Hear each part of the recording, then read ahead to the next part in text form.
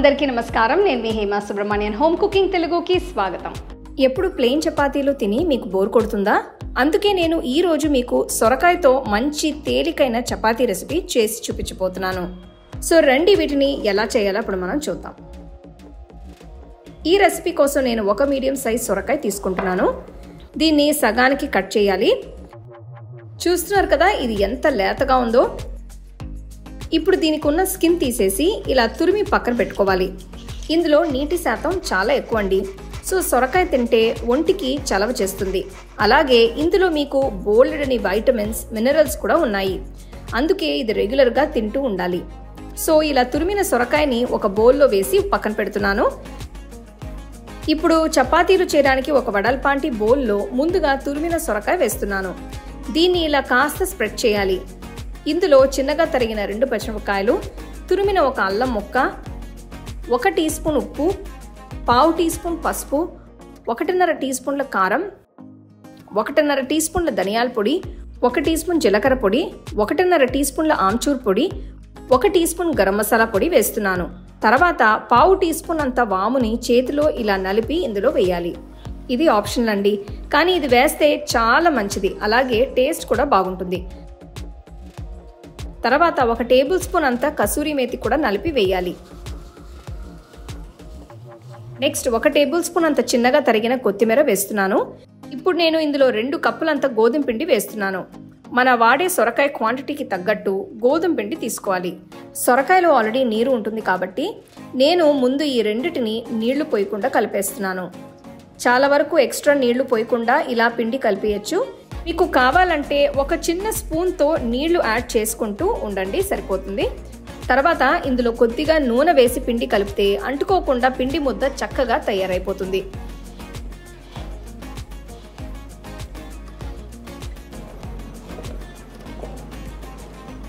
చూసారు కదా, పిండి ముద్ద ఎంత బాగా రెడీ అయిందో.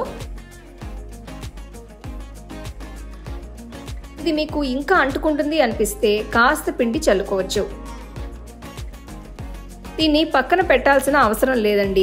సో వెంటనే ఇదంతా చిన్న ఉండలుగా డివైడ్ చేస్తున్నాను. ఇలా అన్నిటినీ సమంగా ఉండేట్టు డివైడ్ చేసి ఉంచండి. ఇవి చిన్న సైజ్ చపాతీలాగా వస్తాయి.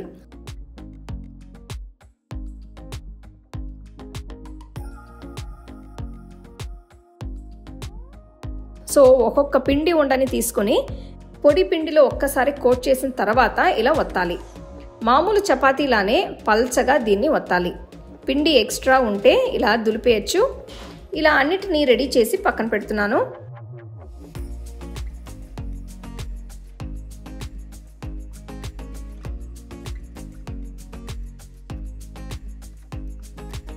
ఇవన్నీ రెడీ అయిన తర్వాత ఒక పెనాన్ని వేడి చేసి దాని మీద ఒక్కొక్క చపాతీని వేసి 2 వైపులా తిప్పుతూ కాల్చాలి. 30 సెకండ్లకి దీన్ని తిప్పుతూ ఉండండి.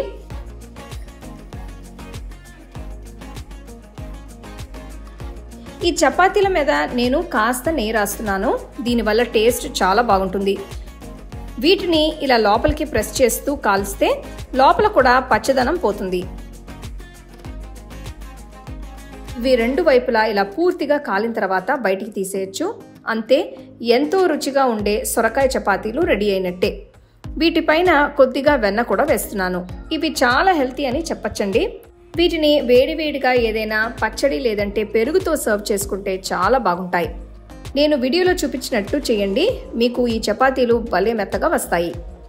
నేను వేరే చపాతీ పరాటా లింక్స్ కూడా డిస్క్రిప్షన్లో ఇచ్చాను, అవి కూడా మీరు చూడండి.